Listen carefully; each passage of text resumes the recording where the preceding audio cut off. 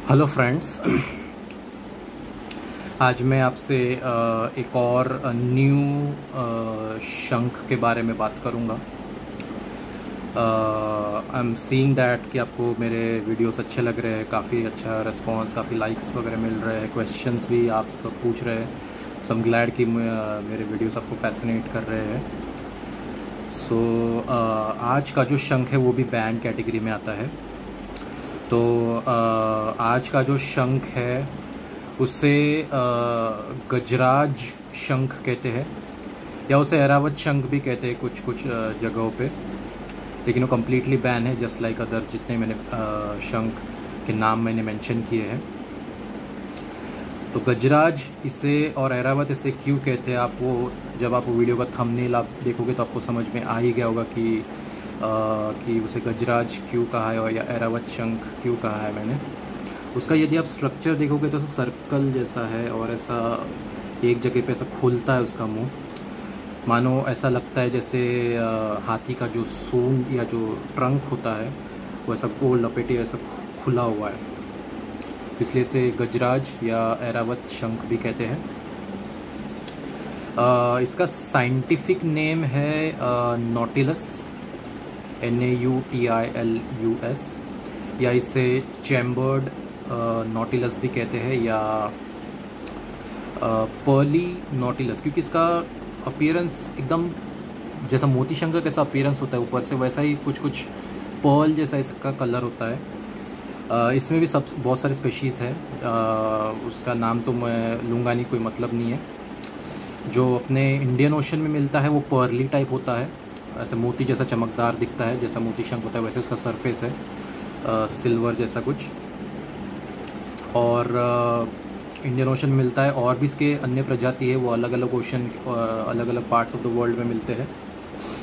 तो ये जो मैंने इस शंख को मैंने ना ही वामावर्ती या दक्षिणावर्ती ना ही मध्यवर्ती, इन तीनों में से किसी कैटेगरी में मैं इस शंख को नहीं डालूँगा। आपको यदि याद होगा मैंने अपने कई वीडियोस में मोती शंख को मैंने गोलावर्ती शंख में कैटेगराइज किया था, क्योंकि उसका स्ट्रक्चर जो है सर्कुलर स्पाइरल फॉर्मेशन में ऊपर की ओर जाता है, हालांकि दिखने में ट्रायंगल जैसा है, लेकिन उसका जो पेट है अंदर से वैसा सर्कुलर जैसा ऊपर की ओर जाता है। तो ना ही वो लेफ़्ट साइड से या राइट साइड से या ना सेंटर से खुलता है, इसलिए उसे गोलावर्ती कैटेगरी में मैंने डाला था। तो सिमिलरली ये जो गजराज या जो ऐरावत शंख जो है, इसे भी मैं गोलावर्ती कैटेगरी में ही डालूंगा। ये न्यू कैटेगरी है गोलावर्ती। ये आपको कोई बताएगा नहीं गोलावर्ती क्या होता है, तो ये मैंने इसे कैटेगराइज़ किया है क्योंकि ये कोई ओपनिंग इसका किसी साइड से खुलता नहीं है, इसका भी स्पाइरल फॉर्मेशन में ही ऊपर की हो जाता है, तो इसे इसलिए मैंने गोलावर्ती कैटेगरी में डाला है। ये बचता नहीं है, जितना मैंने पढ़ा है इसके बारे में बचता नहीं है ये, बस इसे जनरली डेकोरेटिव पर्पस के लिए यूज़ किया जाता है।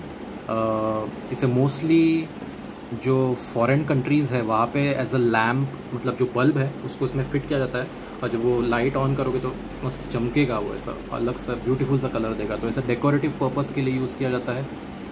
और ये बढ़ता इसका साइज़ तो आई एम नॉट श्योर, लेकिन फिर भी 11-12 इंच तक शायद मैंने पढ़ा है कहीं, तो 11 नॉट श्योर 11 या 12, इन दोनों 11 से 12 इंच के बीच तक इसका मैक्सिमम इसका ये है साइज़ है, उतने में ही ये ग्रो होता है। तो काफ़ी ब्यूटीफुल है, लेकिन sadly just like other ban shells ये मिलता नहीं है। So I am just trying to make you guys aware कि कौन से शंख अवेलेबल है, इजीली मिलते हैं, कौन से अवेलेबल नहीं मिलते हैं। सो जब से मैंने बैन शंख्स के बारे में वीडियोस डाल रहा हूँ, मुझे कोई मुझे व्हाट्सएप करके या कॉल करके पूछते भी कि आप क्या प्रोवाइड कर सकते, तो उन्हें मैंने स्ट्रिक्टली बोलता हूँ कि नहीं, ये नहीं मिलता है। सो ये भी जस्ट लाइक अदर शंख, ये भी ना आपको नहीं मिलेगा, कोई प्रोवाइड नहीं करेगा क्योंकि कंप्लीट बैन है ये। सो यही थी कुछ जानकारी, इंटरेस्टिंग सी जानकारी आपसे शेयर करनी थी इस नॉटिलस या चेम्बर्ड नॉटिलस शेल के बारे में। जस्ट लाइक मतलब ये बैन होने से पहले किसी के पास होगा तो दे आर वेरी लकी, वही कहूँगा मैं। बस इतना है कि ये बचता नहीं है, कोई इसे पूजा घर में भी रख सकता है क्योंकि ये एसोसिएटेड विथ ऐरावत या जो भी है इंद्र जी का जो हाथी था ऐरावत, उससे एसोसिएटेड है, या गजराज शंख भी कहा जाता है। So pretty much close to lord Ganesha as well. सो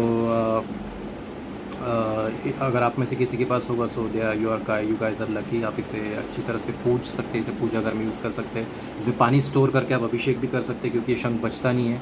सो इसमें काफ़ी क्वांटिटी ऑफ वाटर आप इजीली स्टोर कर सकते हैं, जितना मुझे लगता है, क्योंकि उसका सर्कल फॉर्मेशन की वजह से इसका स्टोरेज कैपेसिटी बढ़ जाएगा पानी का। तो आप उसमें पानी स्टोर करके उसमें भगवान की जो मूर्ति है उसमें आप अभिषेक कर सकते हैं, जल अभिषेक या दूध अभिषेक कर सकते हैं, और डेकोरेटिव पर्पज़ के लिए भी आप इसे यूज़ कर सकते हैं। सो यही थी आज की जानकारी गजराज शंख के बारे में। डू लेट मी नो कैसा लगा आपको ये वीडियो, कैसी लगी जानकारी। मैं ऐसे अलग अलग शंखों से रिलेटेड बात करते रहूँगा और स्पिरिचुअल टॉपिक्स भी मैं आपसे कवर करते रहूँगा। सो मिलते हैं अगले वीडियो में एक नए टॉपिक के साथ। Thank you so much and जय श्री कृष्णा।